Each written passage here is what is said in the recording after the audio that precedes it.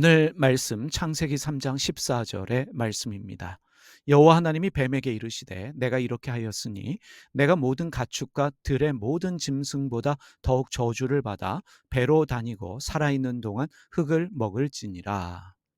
하나님께서는 사람에게 잘못된 정보를 주어서 하나님이 금하신 열매를 사람으로 하여금 먹게 한 뱀에게 저주를 내리셨습니다. 모든 가축과 들의 모든 짐승보다 더욱 저주를 받아서 배로 다녀라. 그리고 살아있는 동안 흙을 먹어라 라는 저주를 내리셨는데 이것을 어떻게 이해할 것인가 많은 신학적 교리적 논쟁이 있습니다. 뱀은 다리가 없습니다. 그런데 뱀의 다리가 없는 것은 진화론적으로 설명이 가능한 일입니다. 2015년에 뱀의 조상으로 추정되는 생물의 화석이 발견되어졌는데 대략 1억 2천만 년 전에 살았던 원시뱀으로 추정되는 뱀입니다. 그런데 이 뱀에게서는 작은 다리가 발견되어집니다. 학자들은 뱀이 다리를 가진 동물이었지만 진화 과정에서 다리가 없어진 것으로 보고 있습니다. 그런데 여러분, 분명한 것은 성경은 뱀의 진화론적 설명을 하고 있는 것이 아니라는 것입니다. 유대교 랍비들은 뱀의 손과 다리가 없어지고 기어다니는 이유를 천사들이 뱀의 손과 발을 잘라버렸기 때문이다 라고 이해를 합니다. 땅에 서지 못하고 배로 기어다니는 것, 하나님의 심판이며 저주받은 것이기 때문이다 라고 해석을 합니다. 그런데 유대교 랍비들은 중요한 한 가지를 더 설명하고 있습니다. 뱀에 대한 심판의 말씀은 뱀과 같은 자들에 대한 경고다라고 해석합니다.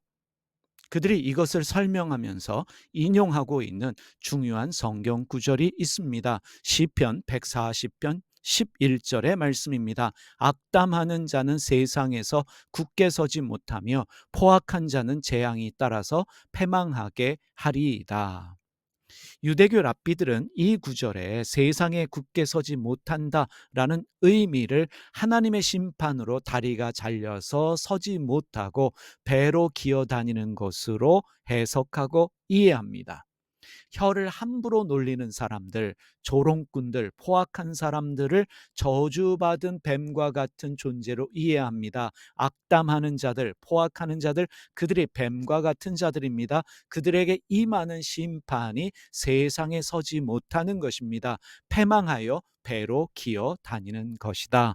그들이 설명하고 있습니다.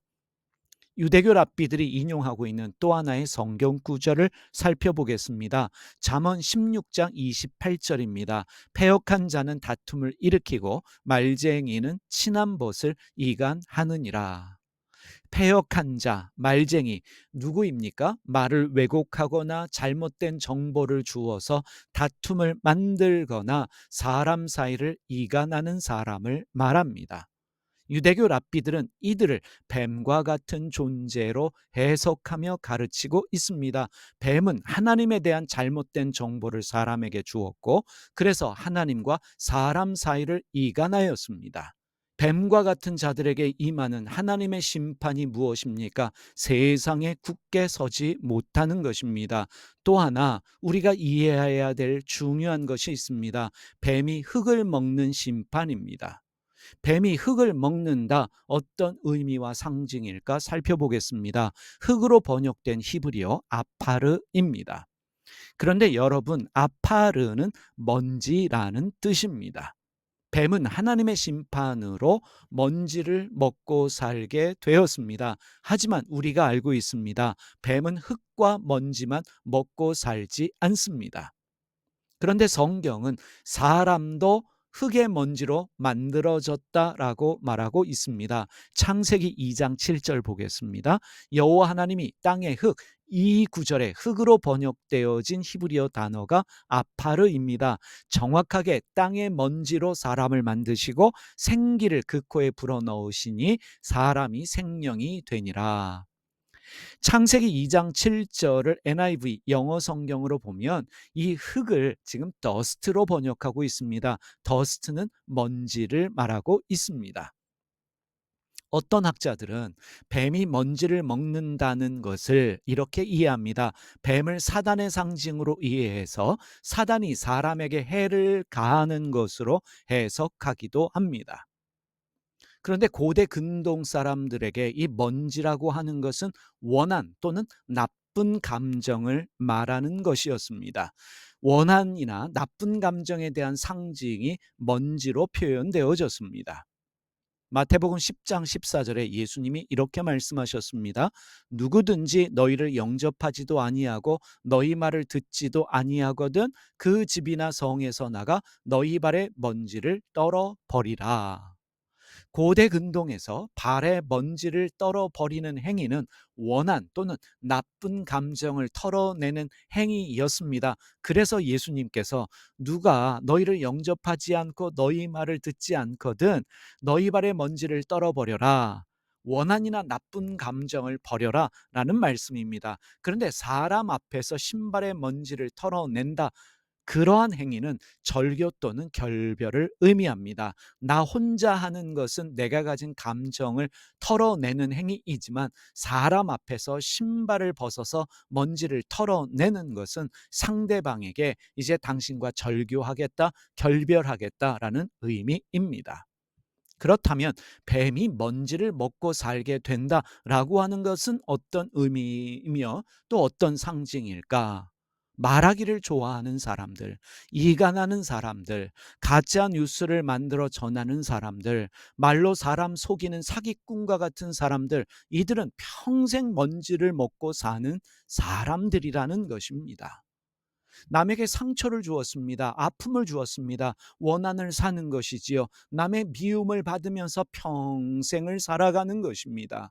오늘 우리는 이 말씀을 통해서 에덴 동산에서 말로 사람을 속였던 뱀에 대한 신학적, 교리적 논쟁을 하기 전에 말로 사람을 속인 뱀과 같은 존재가 나는 아닌지, 나는 혹시 뱀과 같은 삶을 살고 있지는 않은지 나 자신에 대한 성찰이 먼저 필요합니다. 예수님이 말씀하셨던 독사의 자식은 바로 나 자신이 아닌지 나를 돌아볼 필요가 있습니다. 마태복음 12장 34절의 말씀입니다.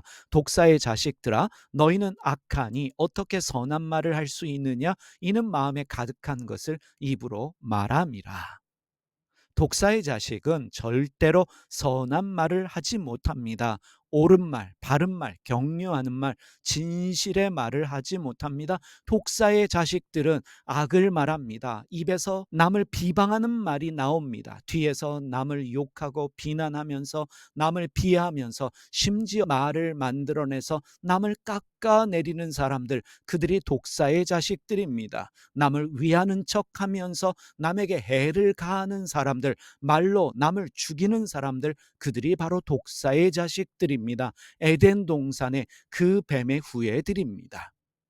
성경은 말씀합니다. 사람이 방언을 말하고 천사의 말을 할지라도 사랑이 없으면 울리는 꽹과리와 같다라고 말씀하고 있습니다.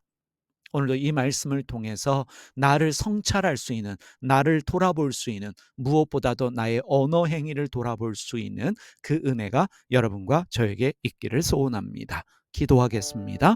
살아계신 하나님 아버지, 오늘도 우리 자신을 돌아보게 하여 주시고 예수님이 말씀하셨던 독사의 자식은 혹시 내가 아닌지 나의 삶을 성찰하게 하여 주시옵소서. 독사의 자식들은 절대로 선한 말 할 수 없다고 했습니다.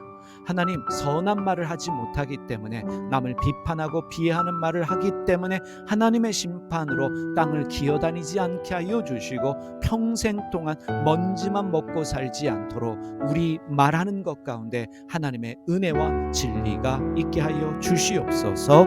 예수님의 이름으로 기도드립니다. 아멘.